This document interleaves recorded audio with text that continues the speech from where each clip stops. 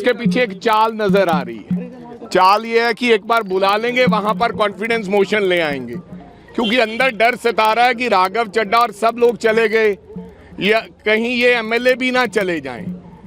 अंदर तो यही डर है कि कॉन्फिडेंस मोशन ले आएंगे तो फिर पक्का 6 महीने काम चलेगा। लेकिन कल झगड़ा हुआ, जलंधर में कम लोग पहुंचे। हमें कोई सरकार गिराने में, या हम ये नहीं कह रहे कि इनके पास मेजॉरिटी नहीं है, लेकिन अंदर ही अंदर जो चिंता है वो सारे लोग जानते हैं। तो मजदूर दिवस का तो बहाना है। अगर मजदूर दिवस मना रहे हो तो जो मजदूरों की डिमांड है उसके ऊपर कायम रहो। मजदूर क्या कहते हैं कि हमें लेबर बढ़ाओ। हर 6 महीने बाद हमारी जो मजदूरी है उसको बढ़ाना चाहिए महंगाई के तौर पर देखते हुए, लेकिन आप नहीं बढ़ा रहे हो। आज उनकी डिमांड है कि जो हमारी स्किल्ड लेबर है उसके ऊपर कम से कम हमें 20,000 रुपया हमें मिले, अनस्किल्ड के ऊपर हमें 18,000 मिले, और जो लेबर है उसको 15,000 मिले। हमारा मजदूर जो है वो भूखा मर रहा है। और अगर मजदूरों के लिए वाकई आप चिंतित हो तो आज का जो दिन है मजदूर दिवस है, आपने 80 लाख करोड़ रुपया लगाकर एक विधानसभा का सत्र बुलाया है, तो फिर क्यों नहीं आप आज देश में ऐसा हो कि पंजाब ने सबसे ज्यादा मजदूरी मजदूर भाइयों को आज मजदूर दिवस पर देने का काम किया। क्यों नहीं कर रहे हो? विधानसभा तक जाएंगे? देखो बात से है, मेरे पास लेबर के कुछ साथी आए थे, कुछ आ रहे हैं, लेट हैं, इसलिए हम लोग यहाँ पर जा रहे हैं उनको लेकर विधानसभा में कि भाई आइए और इन मजदूरों की जो डिमांड है वो सुनिए। अच्छा सर, पंजाब ਦੇ ਮੁੱਖ ਮੰਤਰੀ ਕਹਿੰਦੇ ਨੇ ਕਿ ਹੁਣ ਪੰਜਾਬ ਜਿਵੇਂ ਸੱਤਾਂ ਤੋਂ ਅਸੀਂ ਸ਼ੁਰੂਆਤ ਸਾਡੀ ਹੋਈ ਸੀ, ਫਿਰ ਅਸੀਂ ਸੱਤਾਂ ਤੋਂ ਹੀ ਆਏ ਹਾਂ। ਅਸੀਂ ਭਾਈ ਪੰਜਾਬ ਦੇ ਮੁੱਖ ਮੰਤਰੀ ਬਹੁਤ ਝੂਠ ਬੋਲਦੇ ਨੇ। ਪੰਜਾਬ ਦੇ ਮੁੱਖ ਮੰਤਰੀ ਨੇ ਅੱਜ ਜਿਹੜਾ ਵਿਧਾਨ ਸਭਾ ਦਾ ਸੈਸ਼ਨ ਬੁਲਾਇਆ ਉਹਦਾ ਮਕਸਦ ਕੁਝ ਹੋਰ ਹੈ। ਪਹਿਲਾਂ ਤਾਂ ਉਹਦੀ ਪ੍ਰੈਕਟਿਸ ਕਰਕੇ ਵੇਖੀ ਜਲੰਧਰ ਦੇ ਵਿੱਚ ਏਕਤਾ ਦਾ ਸਬੂਤ ਦੇਣ ਦੀ ਕੋਸ਼ਿਸ਼ ਕੀਤੀ, ਉੱਥੇ ਬੰਦੇ ਘੱਟ ਪਹੁੰਚੇ। फिर उन्होंने कॉन्फिडेंस मोशन वास्ते उन्होंने आखिया कि लेबर डे के बहाने आप कॉन्फिडेंस मोशन ले आवांगे, तो 6 महीने फिर कॉन्फिडेंस मोशन नो कॉन्फिडेंस आ नहीं सकता, क्योंकि बीजेपी उधरों फ्री होके इधर नूं आएगी तो सरकार नूं सिट्टण की कोशिश करेगी कि बहुत सारे लोग जिहड़े है चड्डा दे संदीप दे इन टच च है। लेकिन सानू इस गल का मतलब फिर उन्होंने क्योंकि बहुत सारे एमएलए ने क्या होना कि असी कॉन्फिडेंस मोशन च हो सकता ना आइए, फिर उन्होंने फिर बदलता आपका पैंतरा।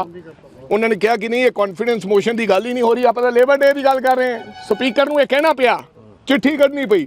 मैनूं तां ये लगदा है कि अज लेबर डे की आड़ दे विच अज ये कॉन्फिडेंस मोशन भी पास कर देंगे। नंबर 1 नंबर 2, अगर तुसीं वाकई साडे मजदूर भरावां वास्ते चिंतित हो तो किरपा करके इन्हां दी मजदूरी वधाई जावे। मजदूरी की डिमांड है?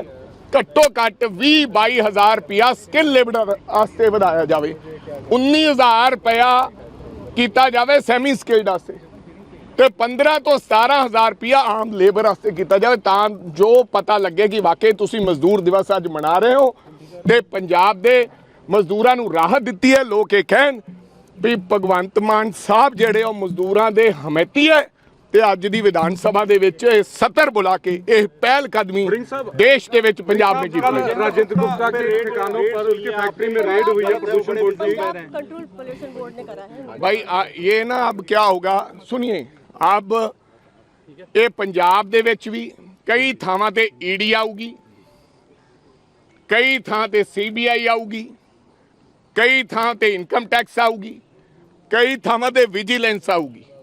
जिथे जीरा दा चलेगा, क्योंकि ये जिहड़ा लोकतंत्र नूं खत्म करन दा काम बीजेपी और आम आदमी पार्टी ने शुरुआत की है, इहदा एक ना एक दिन खात्मा भी यही करेंगे।